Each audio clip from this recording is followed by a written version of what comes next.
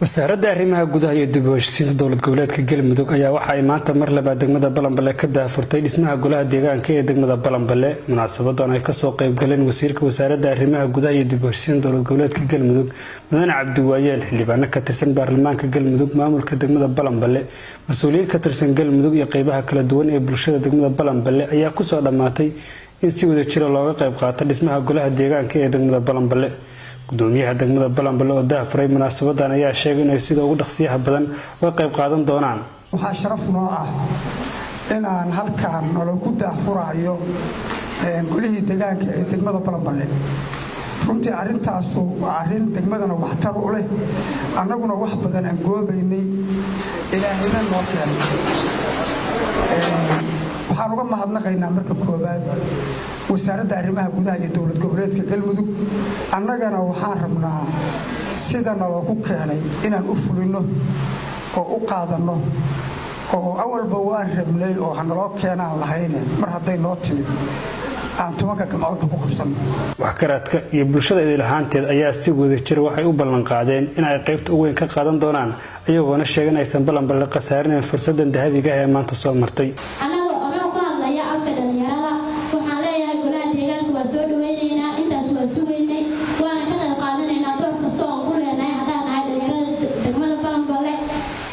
wax badan baan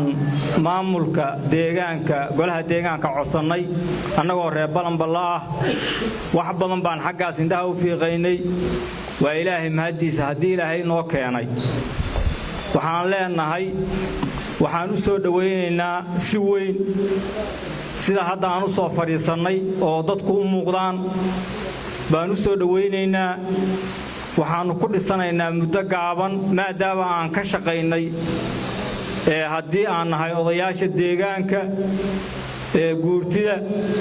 muddo dheer aan ka shaqaynay oo xubnaha aan qaybinay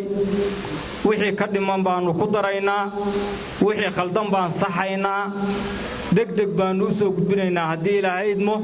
haddaan doo daahfurteen maamulkii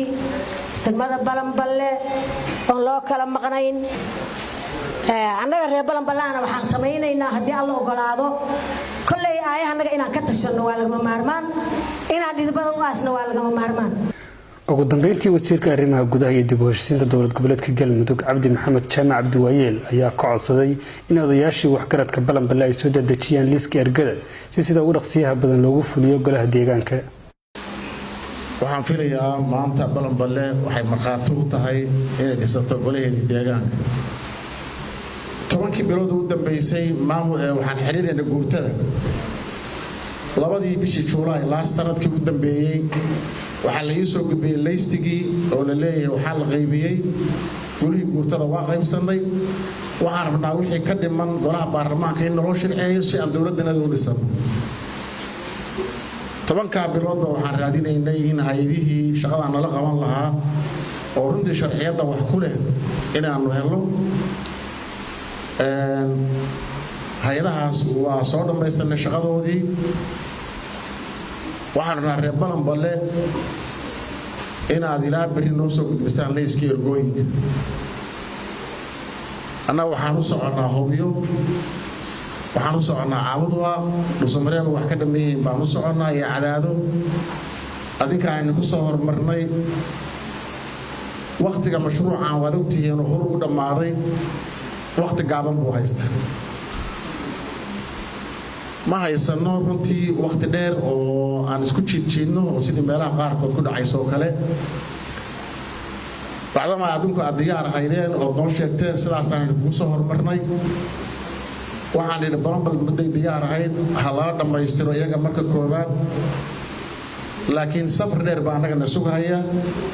meelaha inay ka culus oo aan ka maraynayna inay ka shida badan yihiin baa inay ka dambeeya سعيد جيت علي سعيد بشاوي كلسن TV Balanbale